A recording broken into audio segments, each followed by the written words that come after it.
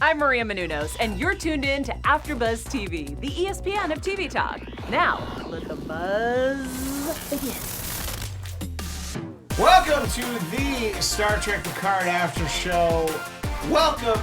We're so happy to have each and every one of you here with us. I'm Christian Bladt, joined as always by Nikki Bailey. Hey. And way down on the middle of the desk, the one, the only Mr. Flobo. Boyce, new content every week. New content every week. And sitting in today, the lovely, the talented Angelica Trae, a.k.a.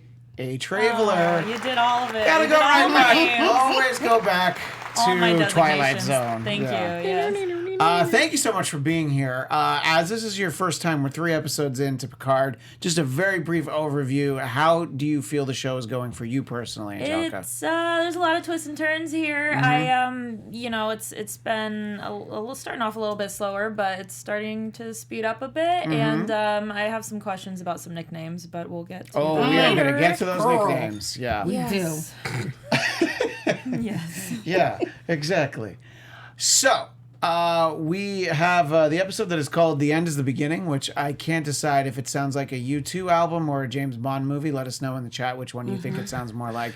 But The End is the Beginning, and I'm not quite sure if we're at the end or the beginning. But just overall thoughts on the episode, Nikki?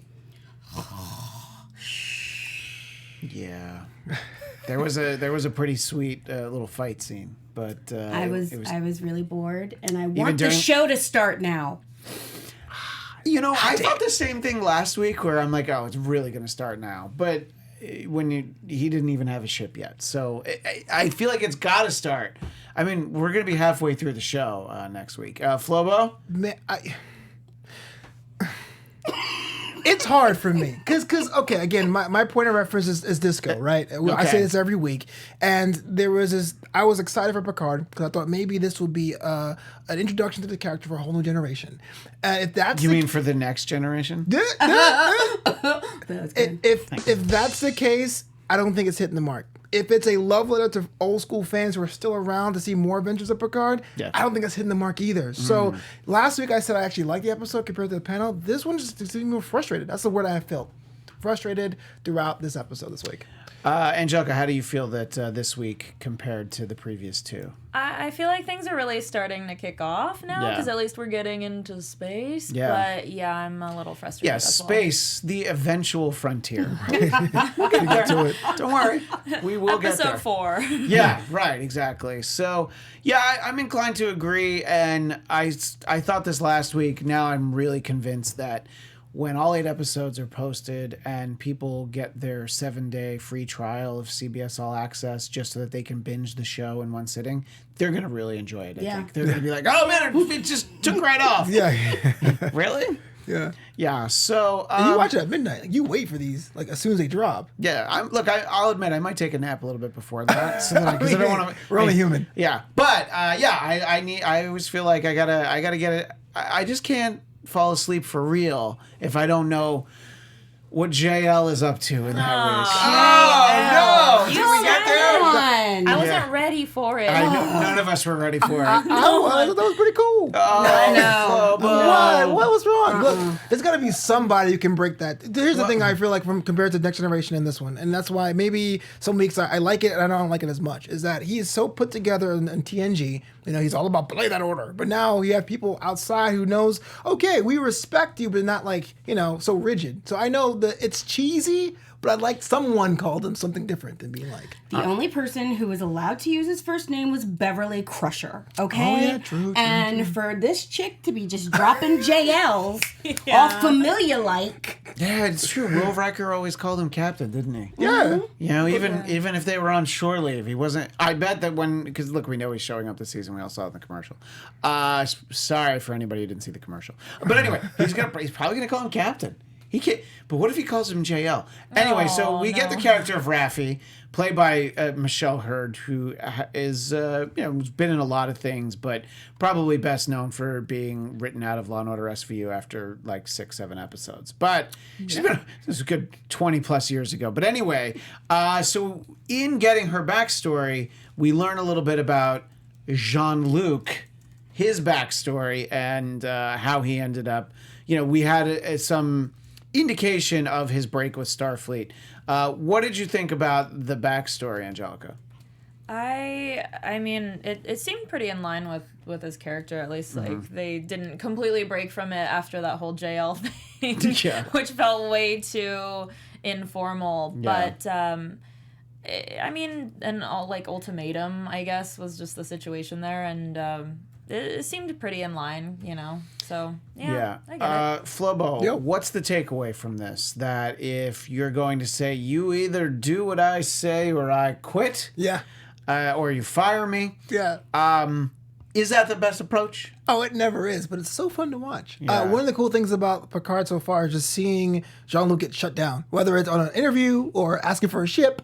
His homeboy's getting slam dunked on all the time. Yeah, I'm sure he wasn't used to that, but you know, it's true. You know, he doesn't really even number one won't hang out with him anymore.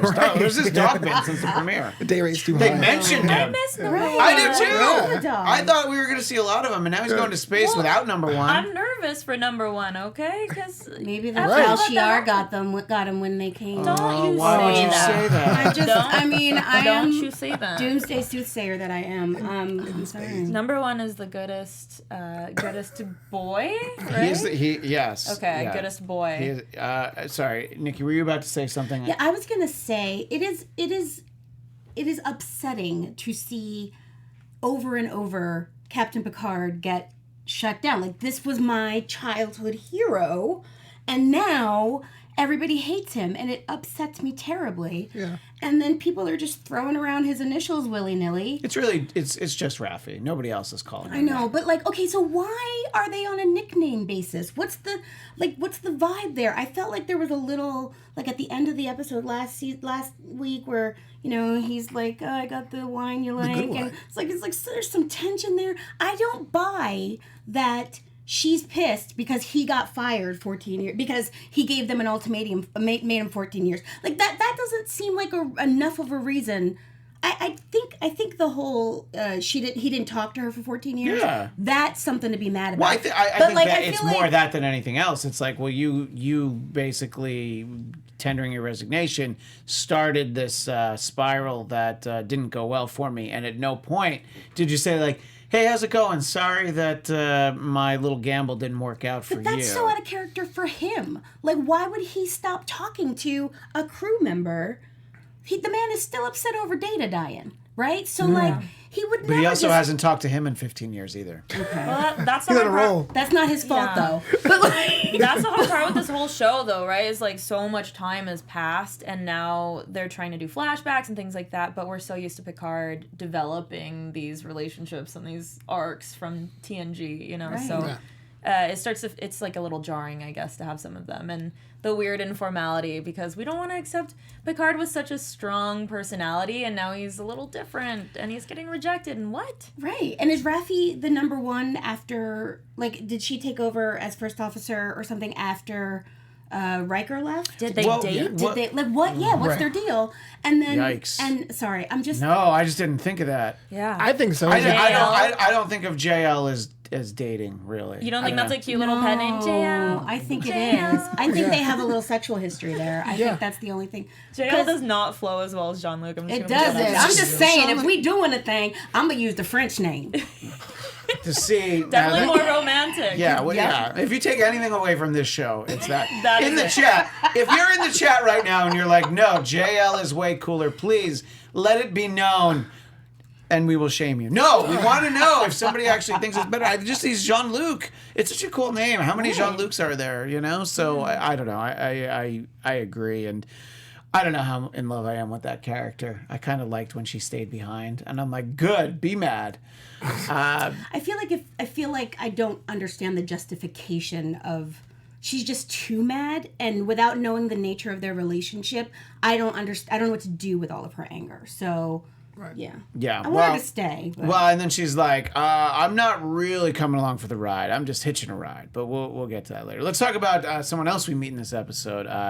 Captain Cristobal Reyes, who Picard basically gives an assessment of. He said, I've been on the ship for 5 minutes, and I can already tell that you are Starfleet, implying that he was in Starfleet. And when he's speaking with his emergency medical hologram, which was sort of a nice little tactic to use. You didn't like that? Oh, Nikki's not liking this one. No.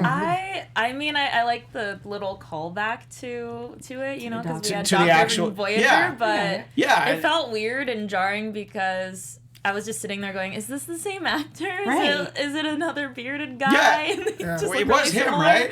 With a weird accent, both of them with really weird accents. It was him. No, the pilot, he had a normal, I think like not normal, but you know, an American accent, and then the You're EMH right, had like normal. an English A accent. normal I was American like, accent. Use my words right.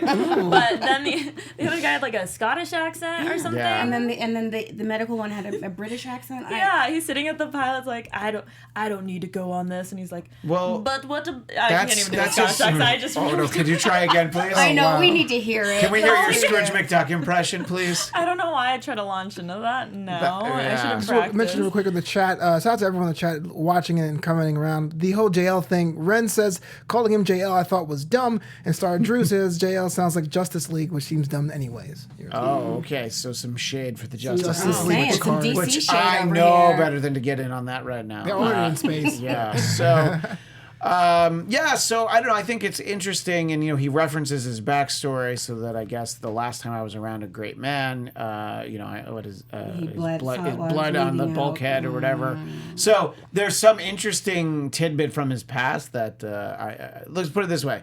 Way more interested in his backstory than Raffi's. There's definitely a fall from grace. Yeah, Sort of and they situation. said he talks about how Starfleet basically erased him from their history. So I feel like when you erase history, there was a good story there. So I don't know. I find it to be interesting.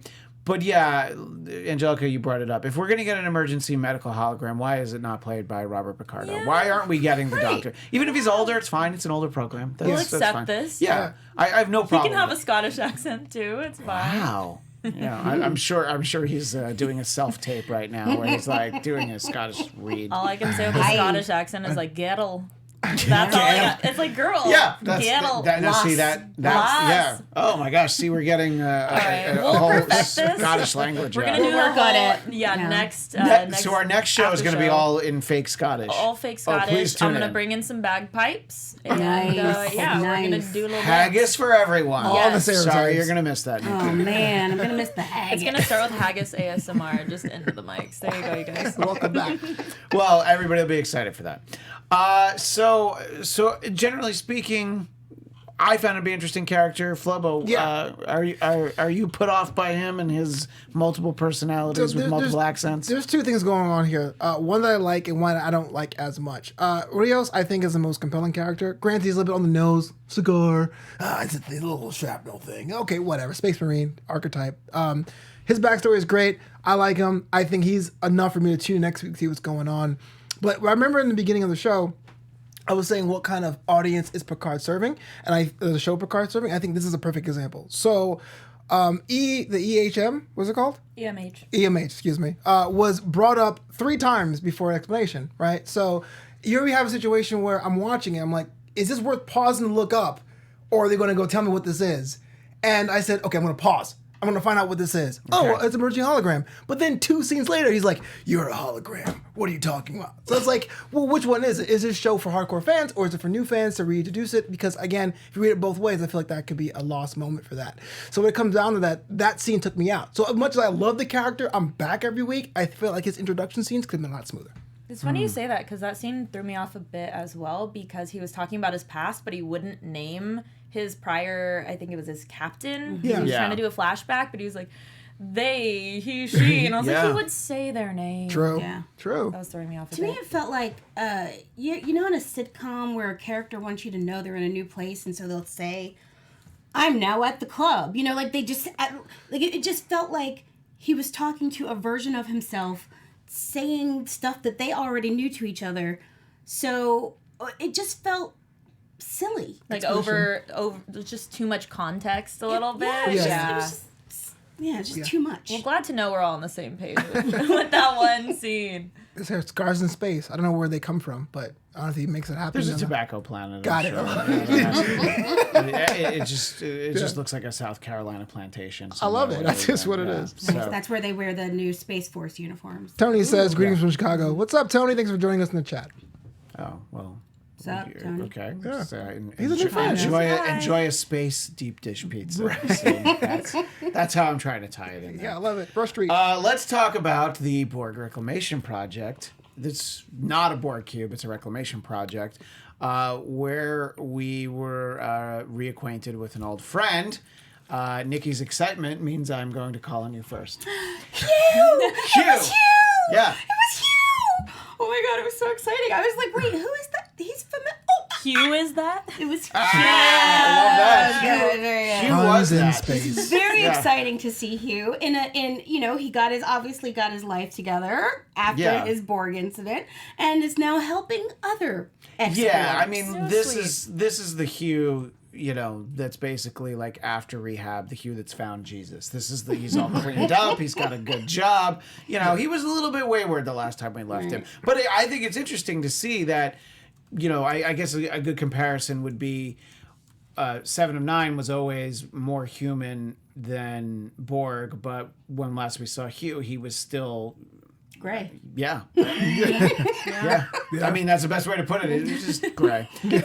So it was it was very cool to see him, unexpected. And I had the thing too. The first scene he was in, I'm like, I feel like I know who this is. Yeah. And it was only because I knew that Hugh was on the series. I'm like, I think that's him.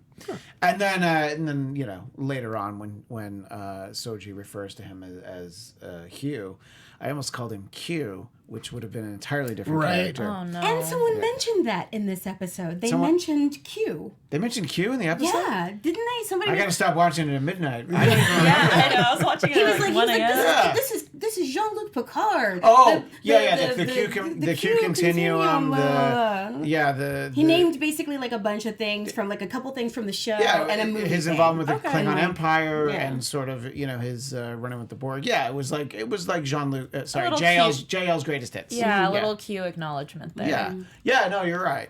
So I did like that. So Flobo, you're doing sort of a gradual rewatch of Sure. TNG. Yeah. Had you seen Hugh before? You know what? I didn't put two and two together. I had. But you had seen him. I had seen him before, Yeah. but I Look, didn't put two I and mean, together as you mentioned it now. We all were familiar with Hugh for quite some time, and even we needed an extra moment. But so you had seen the character, but And this is what I'm talking about. This is totally a good reward for long-term fans of the series, being like, "Oh yeah, that's great," you know. And then, do you think, if you guys remember, I know it's I get it, I'm old, but it was like 20 years ago. The VH1 used to have a thing called pop-up video. Yeah, and so during the pop-up video, video. it would be like, oh, this actor's actually doing. So do you think that there should be a pop-up video version of Picard where it's like, this is Hugh, last scene in Next Generation Yes. episode? yes, and make it really quick cutty for people of my generation. I appreciate that.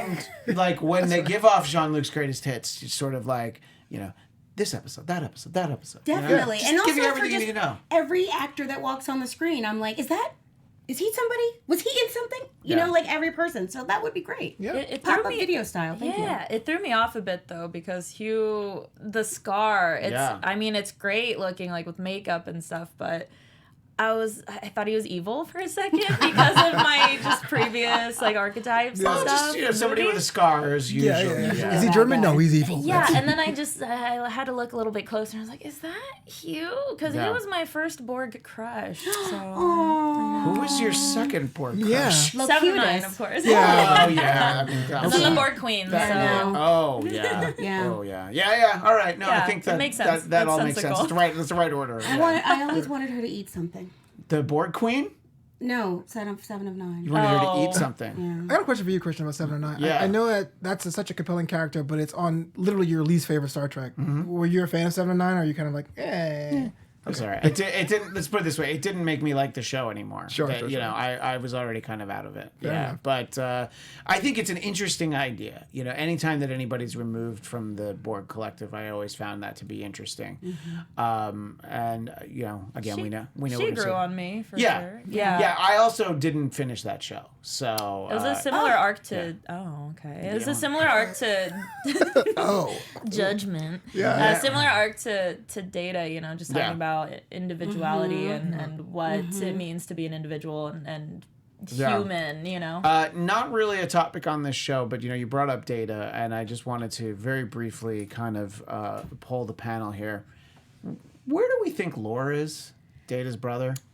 Do we have any theories as to, if synthetics have been outlawed, he's probably laying low. Sure. But do you think we might see him at any point? I got a full-on theory on Oh this. my gosh, I'm so glad I asked. Tell us more. Hit me. The Maddox guy is actually Lore with his face changed.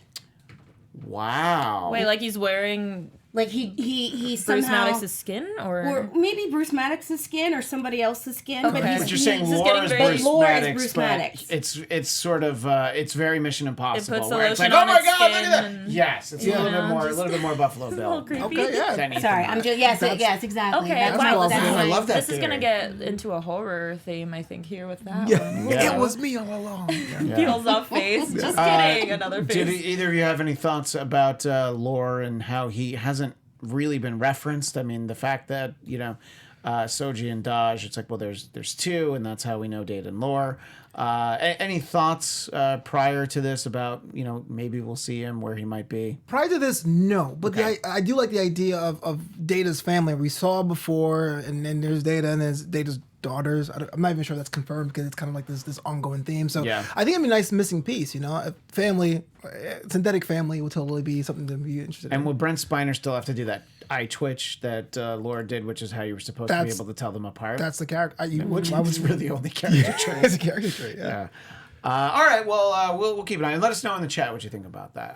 A question that I received from I could pretend it came from somebody in the audience, but a friend of mine who's watching the show. He's wondering, have we had it explained to us why the Romulans are so interested in this Borg cube, this reclamation project? Have they specifically told us? To me, I'm like, well, they're interested in the technology and studying the people once they're removed, but I don't think we know. Like, yes, this is their official story, what they're doing, and clearly there's an insidious story behind it. This isn't something that they've come out and told us, is it? Does anybody?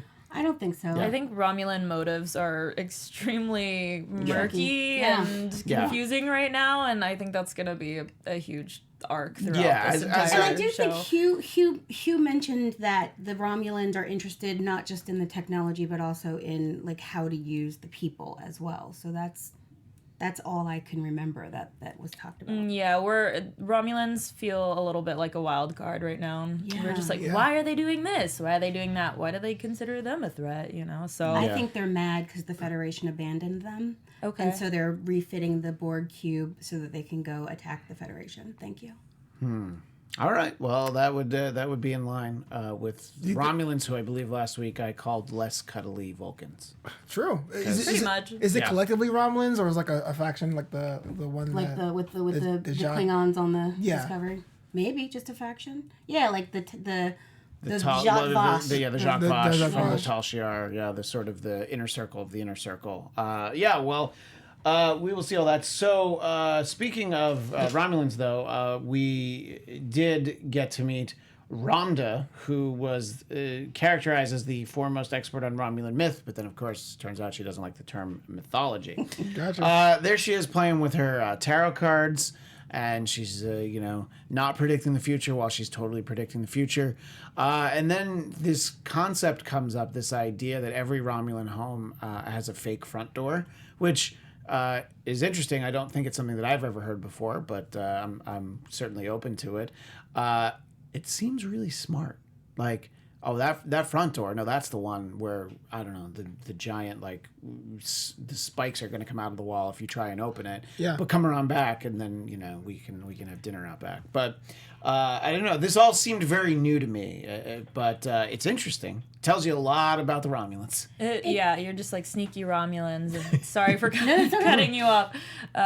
It definitely feels like some sort of, I don't know, metaphor that's going to get extended within this. Is obviously we're all confused by the Romulans. So Yeah. if we're trying the front door by trying to, knocking and asking them, hey, what's up? It's not going to work. Maybe we need to go around the back to find Yeah. out what they're up to. If somebody's not going to talk to you, you sit behind them. behind them. Talk about trust issues, though, am I right? Yeah. Oh, yeah. Well, definitely. I talk to that figuratively. Like any humans, right, that has a house that goes, oh, the front door doesn't work, it's a back door. It tends to be like working class, work with their hands, kind of like house on land, I just thought they were more like resourceful, if that may be. But I want to go to the chat real quick. I want to shout out to please. Tata, who says 7 and 9 did actually eat the episode where she tasted cheesecake and had an orgasm was her favorite. Or was his favorite. And Tony says, I don't think they can legit bring Data back, with quotations. And Ren says, I think they need Data's daughter to activate some Borg technology. Okay, I like all those things, and if you have Laura, you don't need to bring Data back. But I'm pretty sure we'll see Data at some point. I mean, we've seen his. Speaking of skin just laying around, we've seen that Data skin. Let's talk about this vision that Ramda has, and the question of which one are you? Are you the dead one? Which seems weird, but also I thought that Soji had the really interesting question. Oh, what did I do when you met me tomorrow? What did you think of that whole interaction, Angelica? I mean, it was cryptic, but I think it was a little easy to figure out. It's we got two sisters here, so we were pretty much in on it, but. Yeah.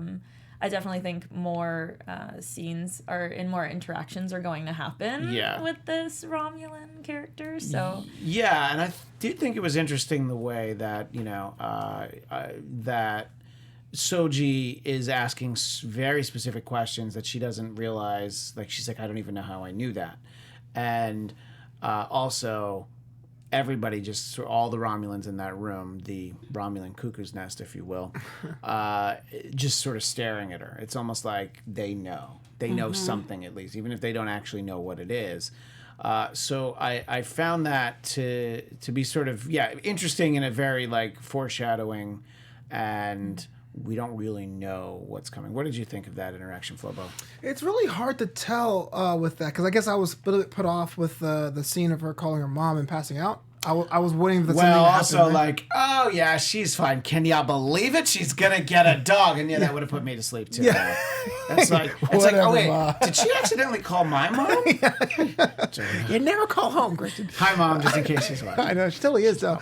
I was waiting for her to activate if something were to be. And it didn't happen, which I'm not saying I'm disappointed or not, but I guess I fell for it. I was led astray there. No, but I actually was thinking that must be something where you can actually get her to kind of deactivate or go into literal sleep mode. It's, a combination, a specific phrase, and it might actually be like, oh yeah, your sister got a dog. That's what I thought too. Yeah. I have a question though. So just before, when Soji and Hugh are talking, the reason Soji wants to go meet Ramda, she says that she has evidence that there is therapeutic utility of a shared mythical framework. What do that mean? I have a master's degree, and I still didn't understand what she was.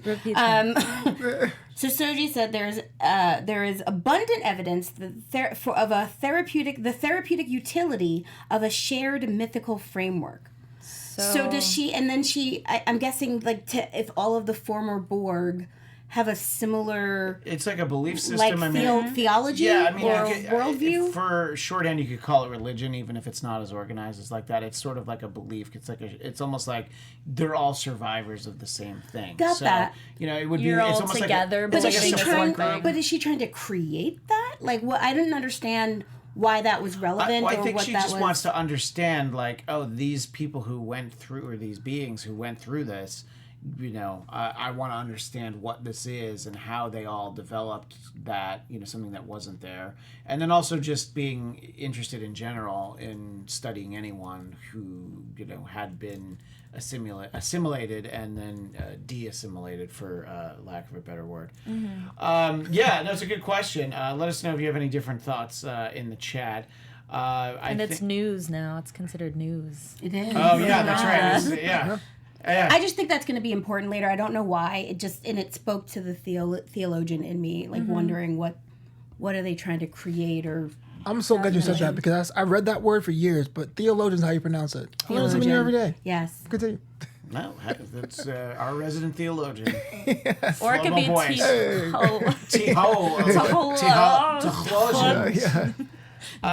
So this idea that Soji has all this knowledge that's sort of buried beneath the surface and then just pops up occasionally, I found that interesting. But the specific piece of knowledge that you were the last ship that was assimilated by this Borg cube before it was deactivated, does raise a lot of questions. Like, well, what exactly happened that this is a Borg cube that is deactivated, and how does anybody beat a Borg cube?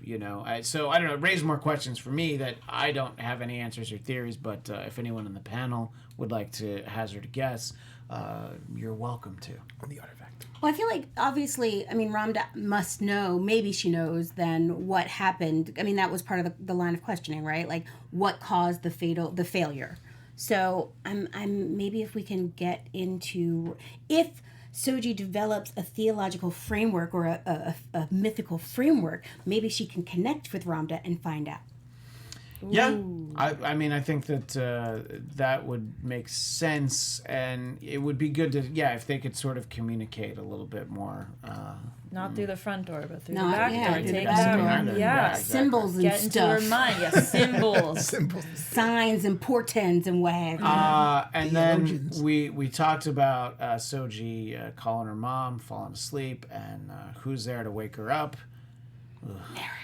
I'm not. I don't know. I'm What just is not his down. plan? Is this gonna have relations to the point to give everything? Would you like up? to know what his plan is? Like, Can you keep a secret?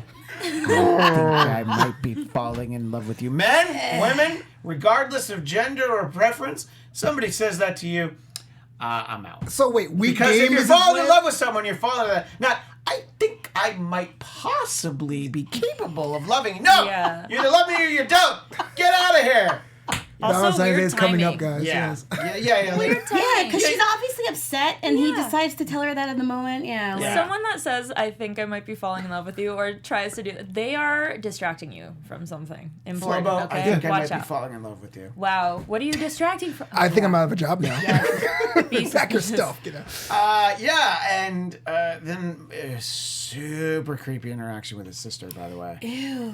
Yeah, that I was like, oh, we're going Game of Thrones here? There's like a Right? whisper. Why does he have to whisper so close to so many ears? Yeah, I mean, It's so weird. her ear's so big. It's like, she's gonna hear She you. can hear you from a foot away, Yeah. okay? And also, like, well, why does she have her own ears back? Wasn't she, like, deep undercover in Starfleet? So let's go ahead and break There's the a cover. lot of questions. Yeah, and how did, Yeah. yeah. There's no communal family. There's no sister in arms. You mean literal sister? I mean, I assume. I guess it's like, we're all brothers and sisters under the Romulan way, or I don't know. I think they fairly clearly, established that they're siblings. Yeah, Biologically, I think I think? yeah. No, you're probably right. I was trying to help out the situation. And being all He's incest. trying to Yeah, decreepify it. Yeah, Yeah, it's so not you're, working. you're I trying think, to I make think they it were less- like, In the you know back door. what? Yeah. The world is used in to the back siblings door. Did having you say sex in the now, back door? so- Did you just? He Oh my did. gosh, He that did. logo. You Sorry just about made that, it man. worse. I tried to now. move us on, but Hey, I'm sorry. The one time you guys, okay. You try to make it better. Yeah, I tried. I made a big mistake. So in the back door. Thanks, chat. Let me know. Save me, why- save me, chat, please. Why do you take everything beautiful? going in and the make back it so- I think I'm always just on make it quality. ugly. It was really I take weird. it back. I'm not falling in love with you. I'm sorry, Nikki. What was you trying to say? I don't remember. It was a really creepy Same. interaction. It's super creepy, and also it's like she doesn't think it's gonna work, and I'm like, haven't you ever read a story before? Making somebody fall in love with you a lot of times will help them open up to you about things that maybe they wouldn't tell other people. When you're a human, maybe she feels like, okay, well, Soji's obviously an undercover android or synth, so maybe she's thinking eventually the falling in love game is not going to work because she's not capable of it. maybe Or maybe she'll just she is. I don't turn know, and but- everything Right. will be gone, erased from her, more human. Yeah, but if that existence. happens, she's taken out Narek and his pointy-eared sister without before you can even blink. So. But what we're saying here is he's just kind of, this plan feels half baked, right? He doesn't know what's gonna happen. yeah, He's just he's just out there looking for some. He's looking for synthetic love. strange, and he's actually he's not looking for love. He's just using it as a front, and we're on to you, buddy. Right. So obviously we'll have more to investigate on that, but let's get back to JL and the assault on the Vineyard. Again, a very similar assault strike team that we had in the first episode of the series. And of course, Jean-Luc might be in his 90s, but he can still point and shoot. And his that's why he has his Romulan bodyguards. So I thought it was not surprising that they came to get him, but I did find that to kind of be an interesting scene. And if nothing else, it teaches you to not get close to these guys once you take their helmets off, because they are going to spit on you. Yeah. And it's, it killed Dodge, but I forget the male. Zob and Zabin, something like that. That guy. His sweater got rid of Zob, his Zabin. cardigan was gone, and then the rest of it is like, oh no, it was my favorite sweater, but I'm okay. Yeah. So I thought it was interesting, but. What did you think about the fight scene and sort of what we learned from it, Flobo? I hated it. You mean to tell me all these trained Romulans got beat up by Picard and 2 people tending a house? What? Are you kidding me? Well, this is sort of like, when you're a celebrity and you have like an ex-Mossad agent as your personal bodyguard. Where, it's like, oh yeah, if stuff goes down, they could probably kill 8 people without a weapon. I mean, they are highly trained themselves. Right. They're just not in that role. But I think they have the instincts. I understand what you're saying. I did not buy that at all. I did not. Look, I think if JL only killed one, and I keep saying it because I know it's annoying. If he only killed one, I'd be like, all right. But man, he was pretty good with that rifle. Yeah. So everyone was killed or not set on stun, except the one guy who was alive, possibly dying with a wound. Yeah. It was fine. I got the story point across, but it just wasn't it felt to me like someone saw this at a cut studio level and was like, we need some action here. It felt very tacked on. I could have used some tacked on action last week. It started strong. I mean, they threw Jean-Luc, right? So Yeah. it's like, oh no, like I don't know, maybe an actual sense of mortality, and then the end with the doctor coming in. Yeah, we'll talk about the doctor. I did find it interesting that Romulan weapons don't have a stun setting, which. If it's come up before, it's not something that I remembered. So I was just like, yeah, that kind of I would think that would be, any kind of Klingon weapon would have no stun. But that'll just show you that the Romulans, they're like, oh, we're tough. The Romulans, they shoot to kill. Yeah, apparently. Yeah. And their weapons get shot at them to kill. So we did reference Dr. Agnes P. Jurati. Thank God we have her middle initial now. She also gets a kill at the end, and she's like super freaked out by it. It's like, these are bad people.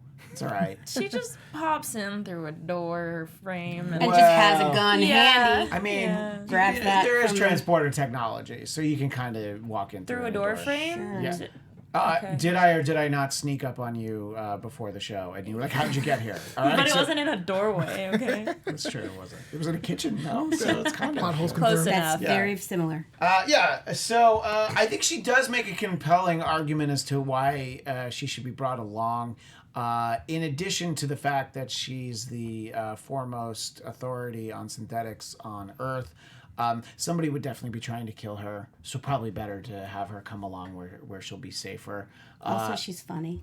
Yes, she's also Looking forward to There's her a comic being on the relief, ship yeah. because she's funny. She's quirky. Yeah, we like quirky. Come In on, space. yeah. In space, everyone can hear you quirk. So I think it'll be interesting to The puns, I can't believe it. Okay. What else am I here for? Jokes in space. So I think it'll be interesting, and of course we get the whole ship together. Well, our crew thus far, but the episode could only end in one way, where everybody waits for Jean-Luc. It's like, say it. If we wanted a Jean-Luc greatest hit, it was going to be him saying, engage. Nikki, how'd you feel when he said that? I at that point just didn't care. didn't care. Like I just felt like I had inside. had been waiting. I had been waiting for it, and by that point I was like, just end the episode. Just get in space already. Just go. Angelica? My heart swelled 5 Yeah. times its size it was previously. And you had a big heart to which is begin with, by the way. I was gonna make a joke about a small heart, but okay, No, let's go. no. I was waiting for that You've one. you've got so much love to share. Wow, thank you. It brought me to life back from that. Some of the weird directions that episode was going in. Yeah. When he said that, I was like I saw his hand, and it was this build-up moment of I don't know, like a It's like, second wait or for two, it. and Wait for it. I Engage. felt it, and it felt great. I'm feeling it more hearing you talk about it Yeah, than I felt it he then. raised Like I his hand. just looking at you, I'm like, oh. I should. Yeah, they could bring me on the next one, and I'll Yeah, I'll just inspire stand them. there and Yeah. be like, "Here you go, JL." I'll be the second quirky one in space. Final thought from you, Flobo. I do want to get to our special segment. I know we're almost out of time. I was kind of, well, I'm not sure in the middle anymore. I was going to say I was in the middle, but Nikki changed her idea. The idea of him saying engage was great. Loved it. My heart was swelling. I was on it. My gosh. Like, the space is happening. But then he did the reaction shots to like, he said it. He sure did. I was like, oh, no, my heart, no.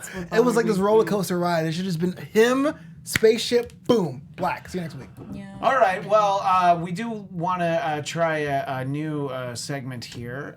What was it? Well, you introduce it. It's called Picard Engage. So the idea here, we do a... Oh, yeah. Love it. I love that drop. With reverb, we pick out a most engaging line that's uttered by one of our characters today. And you can use Picard, member of his crew, or any scene you want to. Mr. Bladt, you're up first. Oh, I'm up first. I was looking for mine, but I'll be able to paraphrase it. It was when Picard says something about, like, I'm not in the habit of checking with... does he say lawyers? No, because that's what the captain says. Yeah. I'm not in the habit with checking before I do what I believe is right, or something like that. I was like, yeah, as calm and reserved as he is compared to James T. Kirk, he's from the same school of like, no, you just go and you do the right thing, and you worry about later whether or not it's actually within the rules. The so nicest rogue. I liked that. Yeah. Nice. Ms. Bell? I'm going to go with Jean-Luc saying, I never dreamed that Starfleet would give in to intolerance and fear. And I did a little cheer, and I was like, right! Yeah, but they did. So, yeah. They're only human. Here's what I want to see more of. The interaction between Agnes and Raffi. It was this thing where it's like this mutual... Who are you? That was it. Who are you? This respect, but like kind of like, no, I've been here. This, like, I know you're good. You have to be here to be good. That Picard trusts you, but I don't really trust you yet. That to me could be explored in other episodes. That's what I pick. And did you have a moment or a line of dialogue? It was definitely a moment. Okay. And it let's was get that moment. Commodore O with glasses on, sunglasses on. Right? It's Space Miami. Like, yes, very incognito in your Starfleet uniform with your Vulcan ears. And your sunglasses. Wow. And your giant sunglasses. Yeah, that's engaging as hell. I can't. Oh, that's a good one. Yeah. Wow. Just blocking out the hate, I guess. I don't know what those were doing. They were very dark. Yeah, blocking out the hate. It was a lot. It's very David Caruso moment. Well, we do appreciate all those observations, and thanks to everyone in the chat.